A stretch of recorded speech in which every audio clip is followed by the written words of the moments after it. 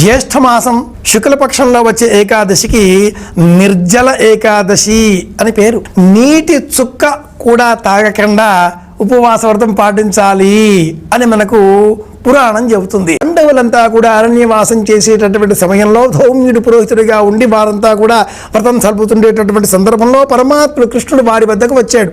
ఏకాదశి వ్రతాన్ని పాటిస్తే మీకు సమస్తములైన క్షేమాలు కలుగుతాయి అని పరమాత్ముడు చెప్పగా, ఆ వ్రతం అంటే ఏమిటి అని అడిగాడు ధర్మరాజు. ఏ విధమైన ఆహారం స్వీకరించకుండా విష్ణువును స్మరించడమే ఏకాదశి వ్రతం అని అనగానే, అమ్మ బాబోయి అని భీముడు అన్నాడు.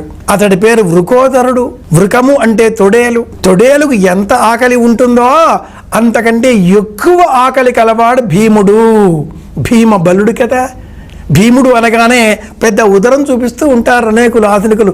ఉదరం లేనివాడతడు, సింహేంద్ర మధ్యముడతడు.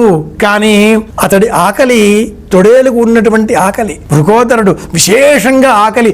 ఎంత తింటాడో అంత జీర్ణం చేసుకోగలుగుతాడు, అంత శ్రమ చేయగలుగుతాడు, అంత బలాన్ని శక్తినిగా మార్చుకొని సోదరులను కుటుంబాన్ని కాపాడుకోగలుగుతాడు. కాబట్టి అతడు పాండవ మధ్యముడు భీముడు అయ్యాడు.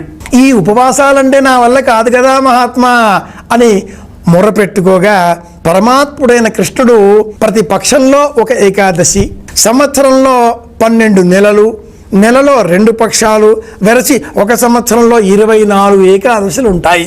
ఒకవేళ ఏదైనా సంవత్సరంలో అధిక మాసం ఏర్పడిన ఎడల మరి ఒక 2 ఏకాదశులు కూడా జతపరచడంతో 26 ఏకాదశులు అవుతాయి.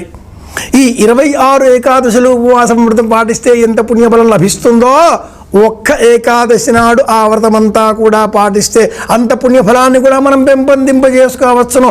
ఆ ఒక్క ఏకాదశి జ్యేష్ఠమాసం శుక్లపక్షంలో వచ్చేటటువంటి ఏకాదశి. ఈనాటి విశేషం నిర్జల ఏకాదశి అంటూ సెలవిచ్చాడు. నీటి చుక్క స్వీకరించకుండా ఉపవాస వ్రతం పాటించాలి. వీలు కాని వారు, ప్రత్యామ్నాయ వనరులను అన్వేషించేటటువంటి వారు తాగేటటువంటి ఆ నీటిలో ఒక్క తులసీ దళం వేసి ఆ నీరు త్రాగవచ్చును అని ప్రత్యామ్నాయం కూడా ధర్మ గ్రంథాలు వివరించాయి. శరీరం సత్తువ శక్తి ఉన్నవారు పాటిస్తారు. చేతకాని వారు, వృద్ధులు, స్త్రీలు, బాలురు, ఆతురులు, సన్యాసులు, అనేక ఇతర విధి నియమాలలో ఉండేటటువంటి వారు, దేహధర్మం ప్రధానంగా ఔషధ సేవనం చేసేటటువంటి వారు అందరూ కూడా ఉపవాస వ్రతం పాటించాలి అనుకునేటటువంటి సందర్భంలో ఈరోజు స్వీకరించేటటువంటి ఆ నీటిలో ఒక్క తులసీ దళం వేయండి, వ్రతం పాటించిన పుణ్యఫలాన్ని మనం పొందవచ్చును అని కూడా పరిహార మార్గం తెలియజేస్తుంది మీ శుభదినం.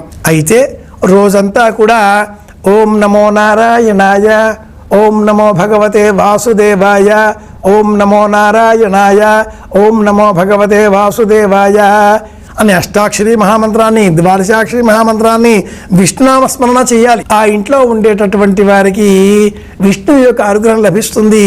ఆస్తి, వ్యవహారాలు, ధనవృద్ధి, భూవృద్ధి, సమస్త విధాలుగా ఉండేటటువంటి భౌతిక సుఖాలు అన్నీ కూడా లభిస్తాయి. ఆరోగ్యాలు చేకూరుతాయి, ఆనందం లభిస్తుంది అంటుంది మీ శుభదినం. ఇవి ఈనాటి విశేషాంశాలు.